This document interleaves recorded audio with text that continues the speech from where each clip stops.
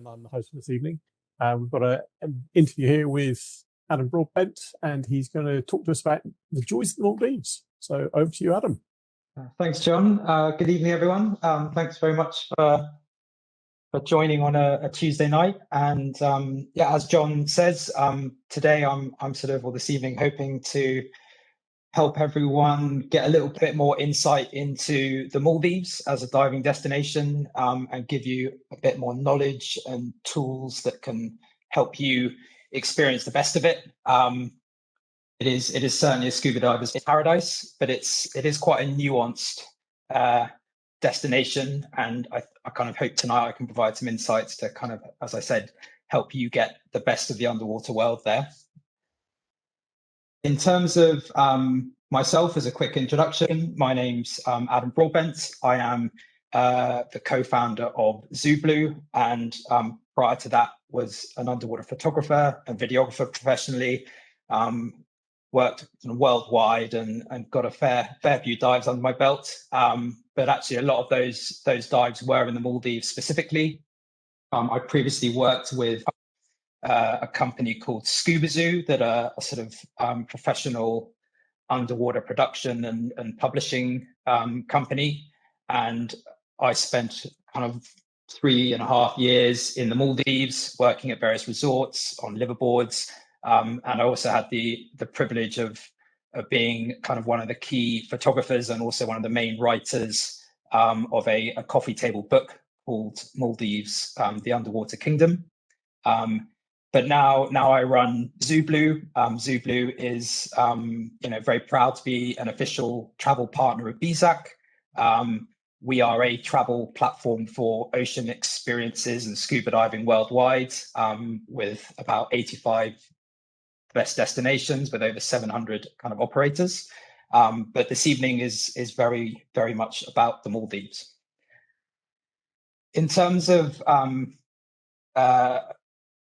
this evening, I'm just going to try and give a little bit of kind of an overview about the Maldives, traveling within it internally, the underwater world in terms of the kind of diving you can expect, the importance of seasonality, the different habitats that you can enjoy there, as well as the kind of the key experiences. I'll also hopefully give you some good insights into how you travel there and who to book with, stay with, the kind of different options that are available for you there. So in terms of the presentation, I do have the chat open. So if you do have any questions throughout, I'll try and keep an eye on those and help. So feel free to ask away. But hopefully I'll get through everything and give us 10-15 minutes at the end as well to ask any questions as well, if you fancy. Great. So some of it might seem quite basic, but I thought it'd be good to try and do a full overview. So firstly, about the Maldives, in terms of its location, from the UK, assuming everyone here is BSAC and mainly based in the UK. The Maldives is obviously in the Indian Ocean, just off the southwest tip of India. It is a collection of about 26 natural ring-like atolls, with over or nearly 1,200 coral islands as part of that.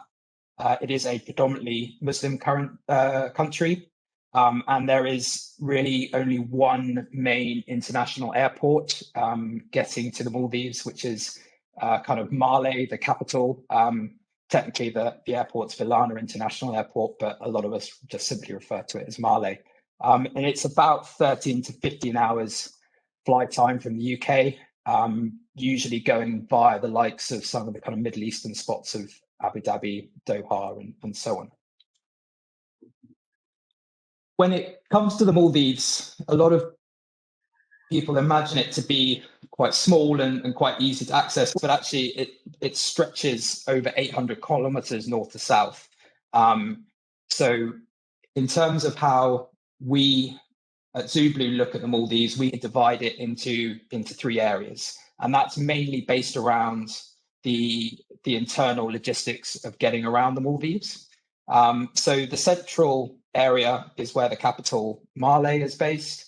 It is the kind of classic Maldives destination. A lot of the most famous dive sites are there.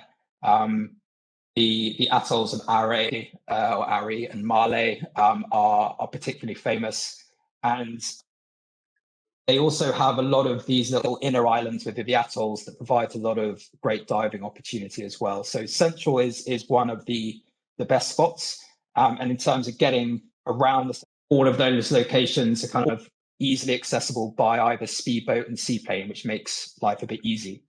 But there are a lot more opportunities north and south. North, you can reach via domestic flights and seaplanes. It's too far for speedboats and donnies, so there will be that internal flight on arrival. But it allows you to get to some particularly famous spots like Bar Atoll, which now has, the very well-renowned Hanifaru Bay, which I'll mention a bit later. And then in terms of the south, you can get to some really beautifully quiet remote atolls. But one of the most exciting spots at the moment in the Maldives that's really kind of got big over the last few years is a place called Formula. And that is where you're getting kind of tiger shark encounters pretty much guaranteed year round, which is amazing.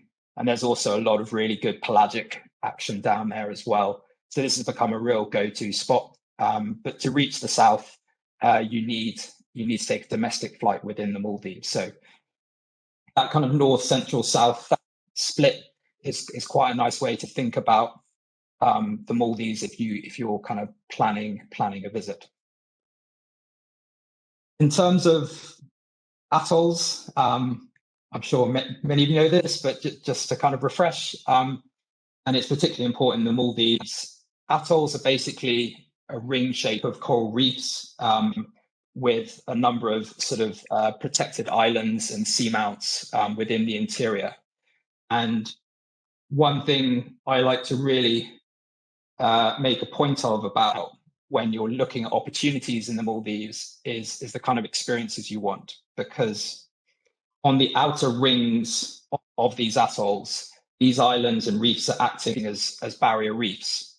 So if you're doing any kind of island-based stays, if you're on an outer island, you're quite often restricted in terms of house reef opportunities or easy off-the-beach snorkeling opportunities.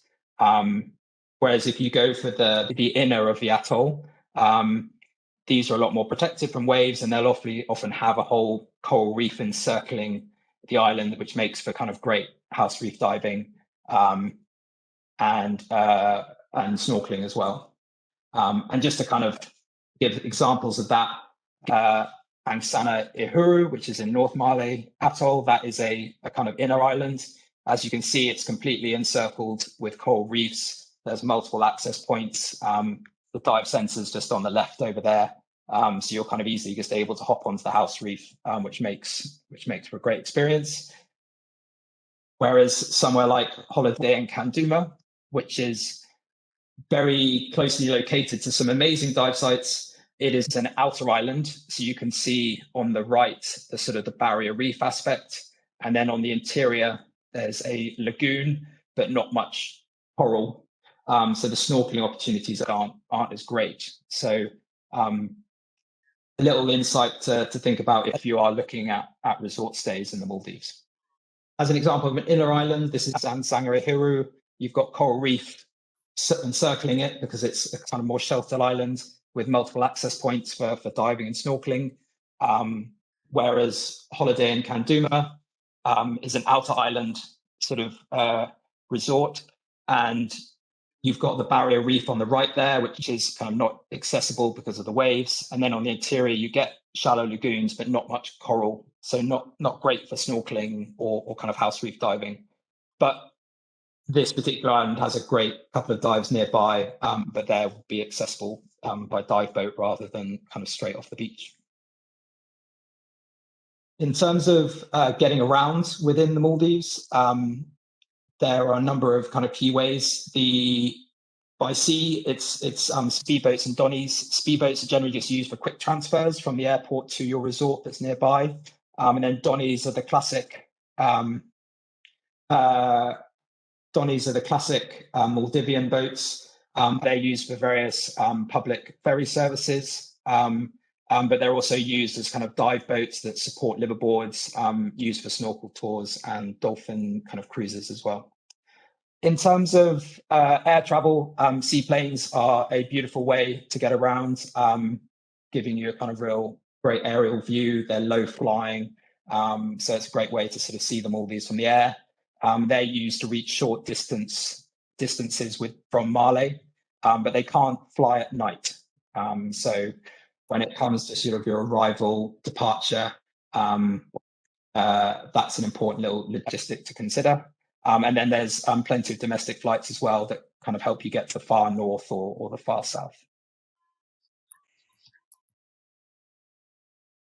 But those are the kind of overview and logistics, kind of getting more into the exciting stuff underwater.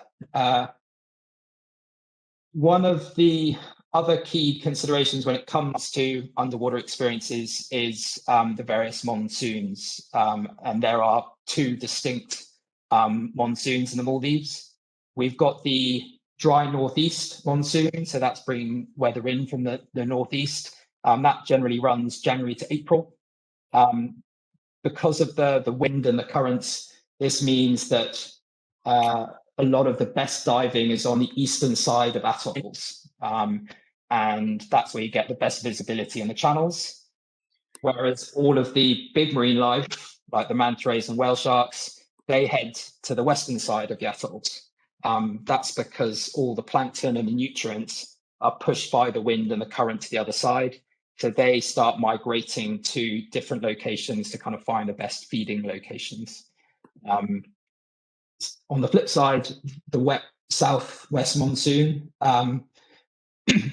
it's all coming from the southwest. So best visibility on the west side, but the manta rays and whale sharks head to the eastern side of atolls. Generally, there is really no rain during the dry northeast monsoon, and there can be a fair amount of rain in the southwest monsoon. It does bring kind of stronger winds, chances of rougher seas, but actually there's still a lot of potential for some amazing diving, and you still do get a lot of sun. It is fairly tropical in nature that rainfalls are short and sharp, and not always lasting for days like we're experiencing a little bit in the UK at the moment. So when it comes to planning trips to the Maldives, the sort of little adage we have is that you're really trying to follow the plankton, because that's where all the big stuff is, and that's where all the big experiences are. In terms of the type of diving you get, I've sort of prepared a little kind of cross-section of what an outer edge of an atoll would look like. So on the outside, on the right, that's where you're getting some great wall diving. You'll have lots of different kind of structures, kind of caves and overhangs to explore. And then you'll have the outer barrier reef, or Futaru, it's called. And then you'll have the sheltered islands within the inside of that. They're either kind of called Finolus or Fushis.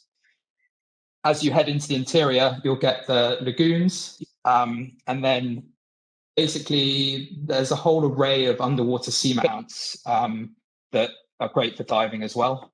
Farus are seamounts that get exposed at low tide, so the coral actually comes out of the water for periods of the day. Giris are particularly shallow seamounts, where the top of the giri is normally about 5 meters or less. And then you'll have what are called tilas, which are a lot deeper seamounts. The top of those tilas normally start around 10, 15 meters. Tilas are generally very exciting for diving because they attract a lot of bigger marine life, a lot more reef sharks, rays, things like that. So as an example of the sort of variety of diving you can get in a region, I had a photo earlier of the outer island Holiday Inn, the Kanduma one. There are an array of fantastic dive sites very close by to that. One highlight is Coco Corner, which is number one, where you would start with a wall dive, and then you come around the corner into the channel, and then it becomes a drift dive. In this channel next to Kanduma, you have a very famous seamount tila called Kanduma tila, and that's a great deep water drift dive, a lot of reef sharks, eagle rays, turtles. And then on the interior, you'd have something like number 3, which is Vilivaru Giri. It's a bit more of a shallow seamount, but it is also a great kind of cleaning station for manta rays. So within a very small area, you can have a great variety of diving, from wall dives to drift dives to sort of simple cave dives and so on. And this kind of example of the array of diving is replicated in many different areas. So I'm certainly not saying Kanduma is the only place to be looking at it. There is this great array of diving where you can do something a bit more exhilarating, exciting in the morning, and then enjoy a kind of more gentle giri dive in the afternoon.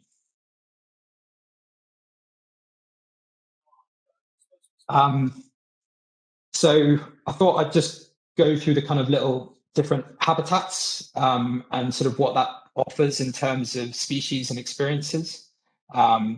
So the first one are the lagoons themselves.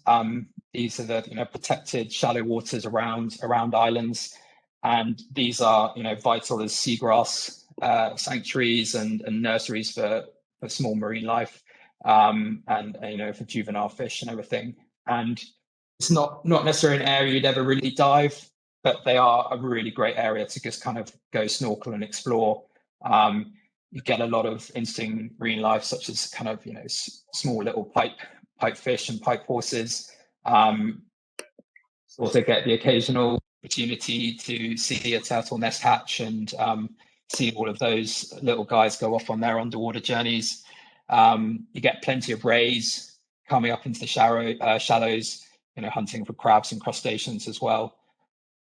And also there are a lot of initiatives that many resorts run around kind of coral planting, coral restoration. This particular resort is the Angsana Ihiru one. They do a lot of coral restoration work. So they'll have a lot of interesting structures to kind of explore within the lagoon.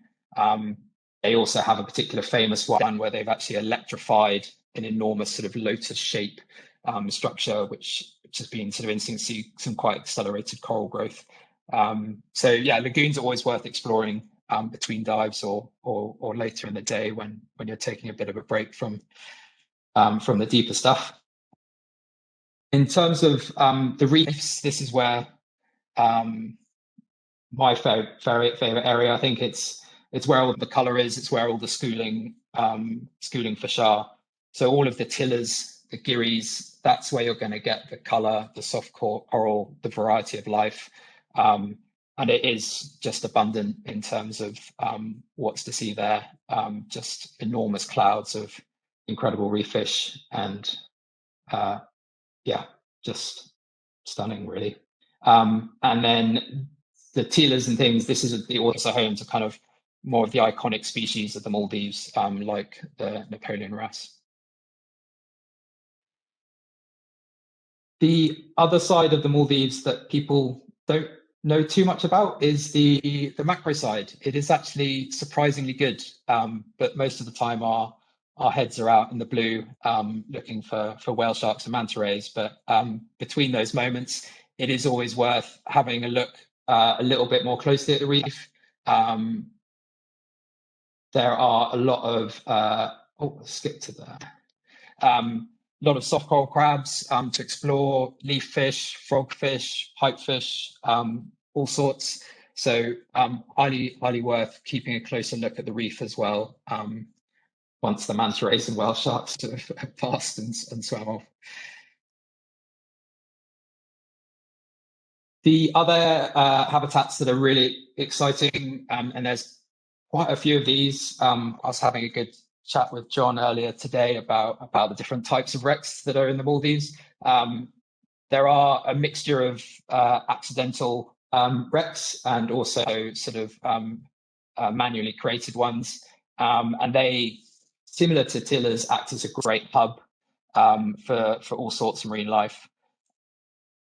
So always worth trying to make sure that any dive centre or liveaboard you join takes you to a couple, depending on the itinerary or where you're based. There's some quite iconic ones as well. This is a particular wreck up in the north of Maldives called Shipyard, and it's a wreck that hit the side of the reef and then ended up resting with its bow out the water. So you can sort of penetrate at the bottom and swim up through the wreck and almost kind of essentially reach the surface within the interior of the wreck. So that's a particularly unique site. And that's kind of a view of the interior of it. And yeah, a great location for all sorts of marine life. And then the kind of last main area in terms of the habitats is the channels and out in the blue, and that's where you're getting all of the big action-packed stuff. A lot feistier and stronger currents, but that's obviously where all the big marine life hangs out. So in the channels, you're going to be getting the big schools of grey reef sharks, lots of schooling jacks, a lot of white tips, and then the kind of iconic schools of eagle rays as well. So yeah, that reef edge is a pretty critical area to make sure you visit. In terms of some of the underwater highlights in the Maldives, I've tried to kind of list a couple of my favorites or ones that I would be really encouraging people to be looking to make sure is part of a trip. One of the very famous spots is a place called Mama Gili, which is down in South Ari Atoll. This is really the only location in the Maldives where you can reliably see whale sharks year round. And it is generally earlier in the year, January, February, March, that it's considered the peak period. But it's still a very, very good chance year round. A lot of the time, the encounters are done here snorkeling. The boats will cruise up and down the Mama Gili reef on this southern tip of this atoll and look out for the dark shadows of the whale sharks who are cruising up there. And you then jump in and snorkel alongside them. It is possible to dive that stretch of reef, but you're a little bit more in the lap of the sea gods in terms of hoping for a whale shark to come past you rather than sort of spotting it from the surface. But if you're looking for reliable whale shark locations, Mama Gili in South Ari Atoll is the one to make a big note of. The other real big bucket list experience that the Maldives is offering and has now become kind of very, very popular is Hani Faru Bay in Bar Atoll. It's actually a key-shaped lagoon or sort of reef, and at certain tides and currents, plankton gets sucked into this key-shaped reef and just clogs up the water. And obviously all of the big filter feeders like the manta rays and whale sharks come here in vast numbers to kind of gorge themselves on the plankton soup. It was possible to dive here back in the day. When I remember I was first there around 2005 or 6, and you could dive, but now they've protected this area. It is now a kind of part of a UNESCO biosphere. So its encounters here are limited to snorkeling. The liveaboards will come up to this area at the right time of year. And then they'll assist in organising a snorkel tour on the inside of the bay. But also you can stay at resorts and things nearby and sort of wait over the course of a week for the right tides and currents to be at their best, and then head over. Generally, the season here runs June to October, but I'd say July, August is the best time to be going. And the rest of the year, the currents and the tides are just all wrong, and you don't get the the aggregation of the, or you don't get the blooms of plankton, and therefore you don't get the aggregation of the manta rays and the whale sharks. But this is definitely one of those sort of Nat Geo Blue Planet style bucket list experiences. It did actually feature in the Blue Planet 2, I think. So yeah, it's another one for the list for sure. And you get the whale sharks coming in, just sitting there vertically in the water, just gorging themselves on the plankton, having a whale of a time. So an incredible experience to go after. In terms of other really big highlights at the moment, I mentioned Formula earlier. This is an island right in the deep south of the Maldives, and they are now, enjoying reliable, pretty much guaranteed year-round tiger shark encounters. And then at different parts of the year, there's a lot of pelagic action as well. Potential for a lot of thresher sharks, big oceanic manta rays, big whale sharks, hammerheads are possible as well. So yeah, for Miller has great year-round stuff, but January to March is a particularly good time. That's when the liverboards head down there as well, rather than just the local guest house options. I've mentioned the kind of deep blue and the channel dives. This is where you get the dozens of sharks all aggregating as well. So these are sort of some of the pictures and experiences you'll be able to get. Other highlights include the manta ray cleaning stations. These are located throughout the Maldives, but similar to the points I made earlier around the monsoons, that in the northeast, the manta rays head to the west of the atolls, and in the southwest monsoon, the manta rays head to the east of the atolls. The manta ray cleaning stations that are sort of in action at any point of the year will be very much dependent on those monsoons. So, either do your research or kind of speak to people like us at ZuBlu or other travel agents that can help with advice. So some of the other unique site experiences, there are now some pretty good manta ray night dives as well. There's a particularly good one in Fesdu Lagoon in South Ari, generally better on a northeast monsoon. So alongside the places of kind of Kona, Hawaii, the Maldives offering a manta ray dive is pretty unique. And those night dive experiences continue. There's another very famous night dive at Ali Mata. This is part of a classic Maldives central atolls sort of liverboard itinerary. Here you'll get rays, nurse sharks, blacktip sharks, all coming in at night, which makes for some pretty nice close encounters and pretty exhilarating night dive. And what we're also seeing a lot more now of is whale sharks coming and feeding at night.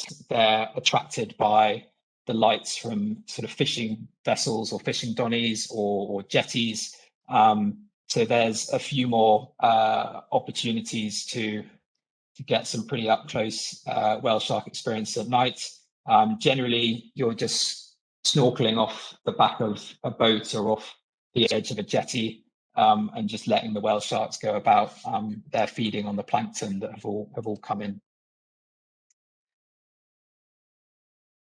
Great. So in terms of the options you have when it comes to the Maldives and sort of how you experience it, I thought it'd be good just to kind of outline a few. Make you realize it's not just all luxury hotels that cost an absolute fortune, although those are nice places to go. So local islands are a great option. Due to some kind of changes in the laws in around 2011, tourists are now allowed to stay on local islands. This is a picture here is of Razdu Island. And the positives about the local islands is it's a great way to kind of really experience some proper Maldivian culture and island life, which I highly recommend. But it's also good that the accommodation is a little bit more affordable there. You're sort of looking at, around £80 plus per night. And the diving is generally more affordable here as well.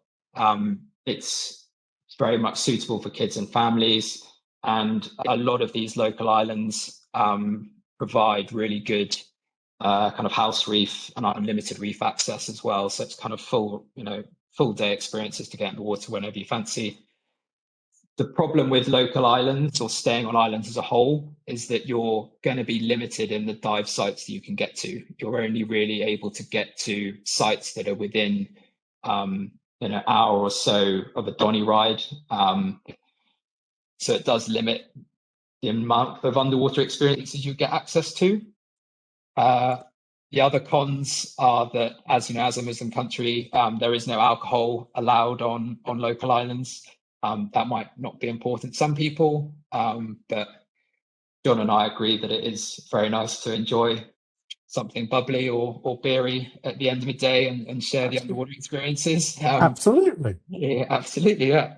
So that can be a bit of a blocker. And the other point of note on the local islands is that they generally restrict tourists to sunbathing on a particular area of beach, which they call like a bikini beach, and that will be sort of designated on each local island.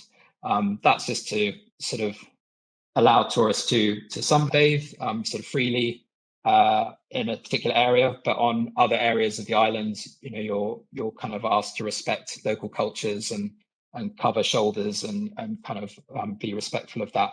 But that's a point to note if you are considering a local island. Obviously, the famous way of experiencing the Maldives is through the private resort islands. Generally, each of these resorts or kind of luxury resorts will take over their own island, and everything everything will be on that resort. So you'll have a dive center there, you'll have other facilities, spa, water sports, gym, etc. You're not allowed to join outside activities that are run by different operators on other islands. It's very much you're on this island and you enjoy the facilities there. The benefit of these islands, it's the classic Maldives romantic experience, ultimate luxury. You've got the overwater villas, which are a great experience. You get very good all-inclusive meal plans. It's a big counter to the no alcohol of local islands. You often get multiple restaurants, so you're getting different dining options throughout your stay, which is good. And obviously very suitable for kids and families for those that are bringing them. And just going back to the inner island, outer island points I made earlier, if you're looking to choose the right place, you want to be looking for one that's got that unlimited house reef access, so you can always be hopping in whenever you fancy. Once again, though, it is an island. So in terms of the areas of diving you can get to, you're going to be limited by boat. But again, if you choose the right spot, you can get a really good array of experiences. The other con, which I like to just mention from a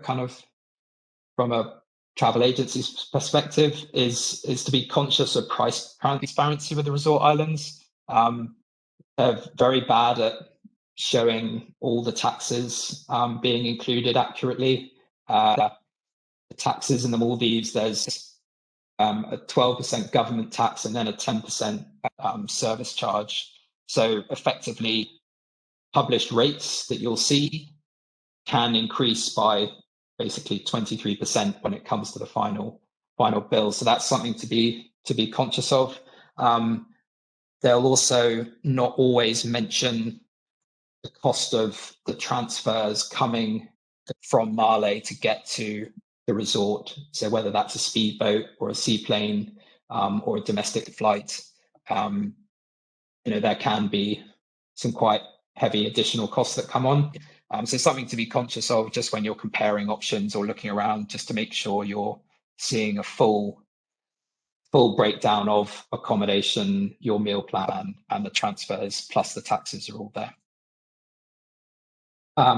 However, as John and I strongly agree, the best way experience in the Maldives is really by liveaboard. So you're staying on a boat for the entirety of your trip. They usually run 8 days, 7 nights in general, and within the price of a liveaboard, you're getting everything included in terms of the accommodation, your meals, all the diving is included as well. And when all that adds up, you come to realize pretty quickly that there is really, really good value in these trips.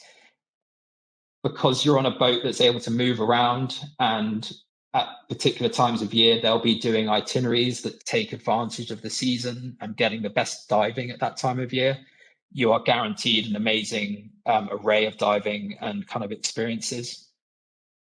Plus, it's always nice joining a liveaboard because it's all going to be full of other divers, and it becomes a very nice kind of community on board, and great to kind of share all of that together. And it lends itself as a great opportunity for group trips. So taking a whole dive club together and pretty much taking over an entire liveaboard is always nice. The only downside of the liveaboards is you don't really get any beach time or island life kind of experiences. Previously, liveaboards would do local island tours, but coming out of COVID and the pandemic, that's been restricted somewhat. They might take you to some deserted sandbars and allow you to hop off for the afternoon and enjoy that. But I'd sort of generally think at the moment, the sort of cultural side of experiences with liveaboards is slightly diminished. Generally, it's not as luxurious, although there are a couple of exceptions. The scuba spa boats are providing a unique balance between diving, and they've also got a great onboard spa, and they've kind of general service and quality of foods at a slightly higher level compared to some of the other liveaboards. So that's a nice option for those that aren't necessarily wanting to hardcore dive the whole week, but dive the mornings and then enjoy a bit of pampering in the afternoons. And then the other side of liveaboards is they really aren't suitable for children and families, so it's very much focused on sort of adults and diving. And in terms of sort of pricing, you're looking at about £1,200 to £2,000 per week per person.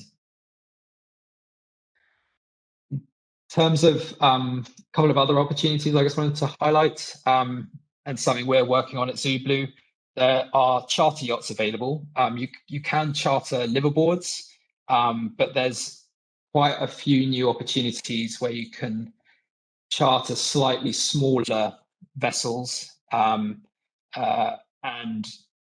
groups of 7 to 10 or so, and you can take over a boat such as this, and it be all yours, and you can create your own customized itineraries and be very much more bespoke around the food you want and so on.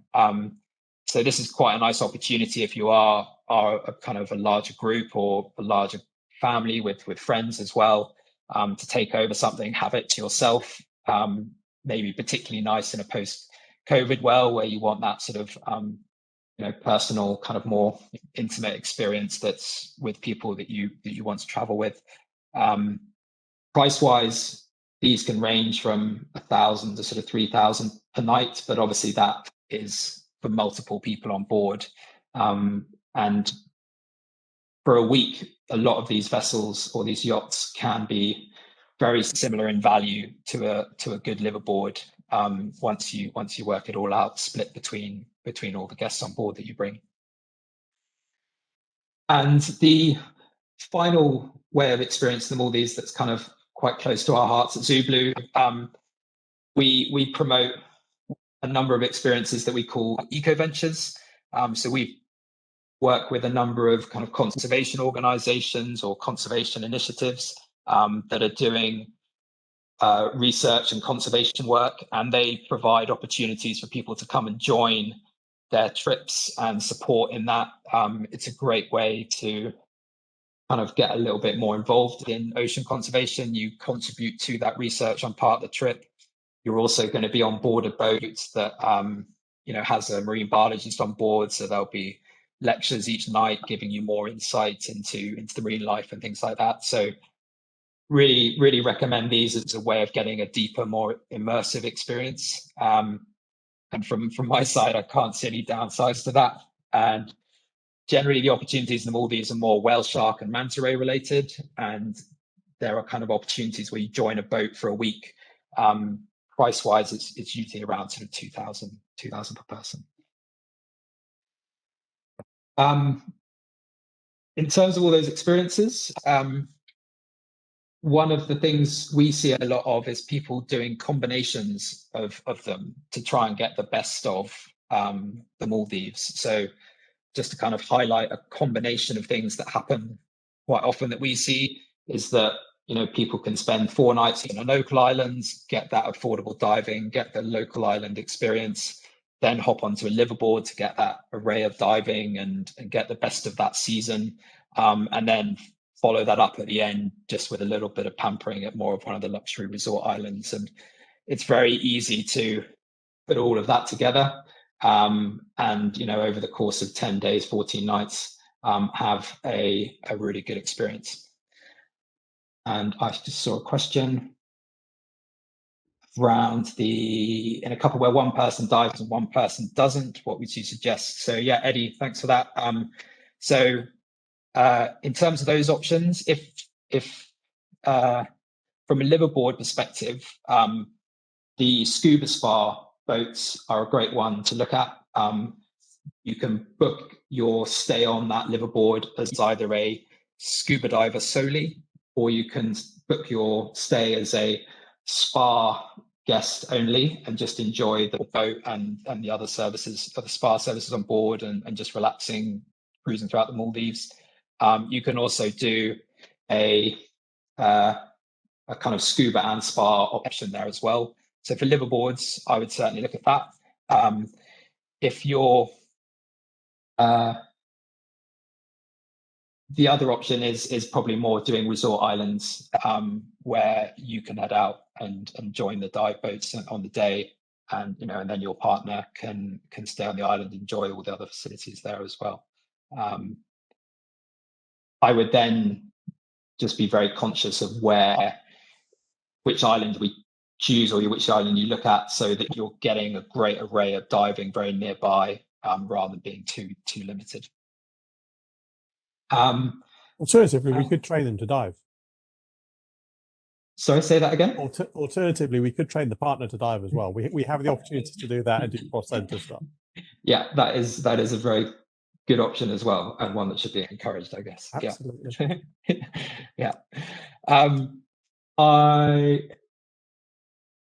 just looking at a couple of other questions, seeing that they're kind of very fitting to how to experience the Maldives. If you are planning anything, I've got some details at the end of this presentation, so feel free to reach out. I can see Eric asking about flights and things. Yeah, we'd be happy to help with that. Steve with Eco Ventures. Yes, so within the Maldives, the Eco Ventures, we are generally conservation organizations running trips in partnership with a liverboard, so you can join it that way. There are a couple of resorts that are doing some fantastic stuff. Places like Six Senses in Lamu Atoll, they run a huge number of different projects and things as well. So there are liverboard options there as well. In terms of solo traveling, some great questions. I think liverboards are a great option. You generally will be kind of twin sharing a cabin with someone, but it will be done on a same-sex basis. You can also take that cabin privately. Liverboards are great because you're joining a whole load of other divers, and it's a very kind of collaborative and community feel. If you're traveling solo and looking at islands, I would really generally look at local islands. I think that's a lot more enjoyable to go as a solo diver. A lot of the luxury islands are more focused, a little bit more romantic. You'll probably find there's only other couples there, so it might not be so sociable as a solo traveler. So I'd probably be recommending local islands as an island option for you, David, versus the liverboards. But I think liverboards would be the best one. Yeah, no one wants to be the third wheel. Minimum qualifications for the eco venture, it can very much vary, Steve. Generally, sort of open water diver is best. I would say generally for the Maldives, being an advanced diver is probably a preferred option, where you've got the ability to go to 30 meters. That's not, a kind of definite requirement, but a lot of the best diving on the tillers, you want to be able to go a bit deeper. If you're heading out to the channel edges and channel corners, you're wanting to be able to get 30 meters. So we generally encourage people to have either got their advance in advance, or to do that during their trip. So that's, in terms of BSAC, that's advanced PADI advanced open water, or the new BSAC adventure diver qualification. Great. Yes. Yeah. So, yeah, like you say, it's that 30 meter requirement. Yeah, I think that's the one to really make sure you've got, and then you've got really full access to all of the diving. Great. Thanks for all the questions. Keep them coming. So actually, we're coming to the end, so I can keep going with any questions.